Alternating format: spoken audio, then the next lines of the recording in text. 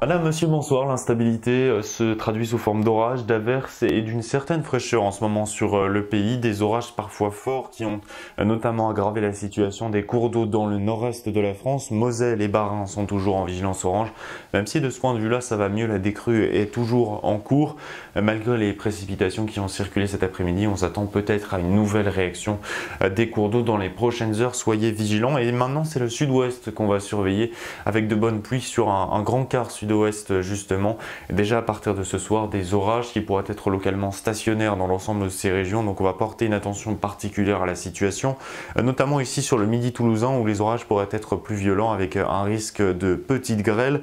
À l'est, ça reste un petit peu plus simple, un petit peu plus dégagé. Au nord, c'est toujours un petit peu plus d'instabilité avec un ciel variable. Demain matin, cette instabilité va se transformer en humidité résiduelle, ce qui veut dire qu'on va avoir encore quelques brumes et bancs de brouillard depuis les côtes d'Armor jusque au Grand Est. Au sud, en revanche, c'est d'autant plus instable avec des averses orageuses déjà sur le sud-ouest de la France, des pluies qui vont carrément se mettre en place depuis le Poitou jusqu'au Limousin. Et dans l'après-midi, cet axe pluvio-orageux va se caler depuis les Pays de la Loire en remontant vers l'Île-de-France. À la clé, à l'avant, ce sera surtout de la grêle qui est attendue. Attention au fort cumul de précipitations sur l'ensemble de ces régions. À l'avant, des orages parfois violents en Bourgogne notamment. Ils remonteront sur la Champagne-Ardenne en courant de soirée. Et puis, en Corse, on va assurer une forte dégradation des conditions météorologiques avec là encore de fortes précipitations orageuses et de très fortes rafales de vent. Les températures du matin de 8 à 16 voire même 18 degrés en direction de la Corse. On partira donc d'Aurillac pour se retrouver à Ajaccio, jusqu'à une quinzaine de degrés déjà pour le nord du pays. Et dans l'après-midi, c'est relativement homogène. On reste malgré les orages un petit peu au-dessus des normales de saison, surtout dans l'est de la France. 24 degrés attendus sur le couloir rhodanien, la minimale elle sera de 16 degrés à Cherbourg. La suite avec toujours cet air un peu plus froid qui va cette fois-ci gagner du terrain par l'ouest en altitude, parce que au sol il restera très chaud. Vous l'avez deviné, ce sont des conditions donc encore très instables et ça va nourrir des orages pour la journée de mardi qui pourraient être forts depuis ici les côtes de la Manche en descendant vers le centre, et surtout à l'est ces fortes précipitations, on va les surveiller tout au long de la journée car elles pourraient apporter de nouveau près d'un mois de précipitations sur les mêmes régions qui ont été sinistrées par les inondations ces derniers jours. Et cet axe pluvieux il va se décaler pour la journée de mercredi en direction de nord de la France. Sur l'ensemble du nord-est, finalement on devrait avoir entre 50 et 80 mm de pluie, avec à l'arrière toujours cet axe plutôt orageux, des orages qui peuvent apporter localement de la grêle et de fortes rafales de vent. Les températures elles ne baissent que très peu, je vous l'ai dit, la douceur elle reste dans les basses couches très présente. Et ensuite pour la suite de la semaine, on va retrouver à partir de jeudi des orages, mais on ne sait pas bien où les secteurs les plus violents seront situés.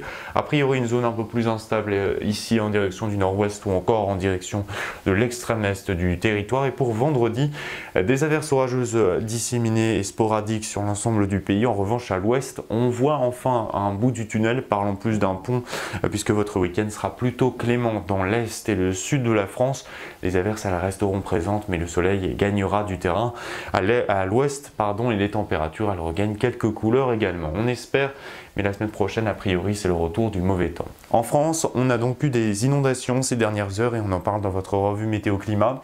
On a été également jusqu'en Allemagne, au Luxembourg ou en Belgique, des cours d'eau qui ont réagi suite aux très fortes précipitations. On l'a dit, près d'un mois de pluie sont tombés en l'espace de 24 heures, des précipitations qui ont parfois dépassé les 100 mm sous les lames d'eau les plus importantes, et ces images aussi très impressionnantes de bateaux qui chavirent, essayant de sauver certaines personnes qui étaient coincées à leur domicile. Des phénomènes orageux également très impressionnants en direction de l'Amérique, particulièrement entre le Texas et la Floride où c'est un derecho qui a fait de nombreux dégâts, des dégâts exceptionnels même dans la ville de Houston, touché de plein fouet avec des power flash. Ce sont ces coupures d'électricité. Il faut dire que les vents ont soufflé à près de 160 km/h et ce derecho justement c'est une structure orageuse bien particulière qui produit généralement de très fortes rafales de vent, responsable de ces dégâts impressionnants. Et puis si vous éternuez fréquemment en ce moment, c'est peut-être lié aux allergies au pollen qui sont de retour en France. Les graminées sont cette semaine d'autant plus de sorties que les conditions leur sont favorables. Résultat, les 3/4 du pays sont en alerte de pollinique très élevée. C'est un risque moyen sur le nord, mais ça va très vite passer là encore à un niveau maximal. car les pollens sont d'autant plus favorisés par un environnement chaud et humide, ce qu'on va retrouver dans les prochaines années. Alors, entre autres, ce qui va être causé, eh bien, ce sont une proportion d'allergies qui va augmenter 30% actuellement, on passera donc à 50% d'ici 2050 et ça pourrait continuer. Les facteurs aggravants et qui causent justement cette augmentation des allergiques, c'est la pollution atmosphérique qui va casser les grains de pollen et favoriser la dispersion des protéines allergisantes, mais également le réchauffement climatique qui va allonger les périodes de douceur et d'humidité favorables justement à la dispersion de ces pollens, ou encore la hausse de la concentration en CO2 qui va aider là encore les plantes à se développer davantage.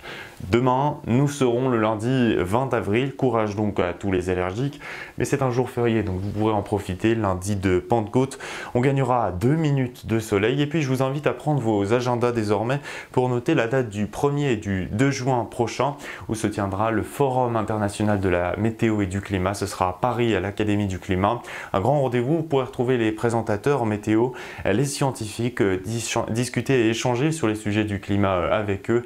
Et c'est un rendez-vous très épanouissant et très intéressant. Je vous invite à vous y rendre si cela vous intéresse.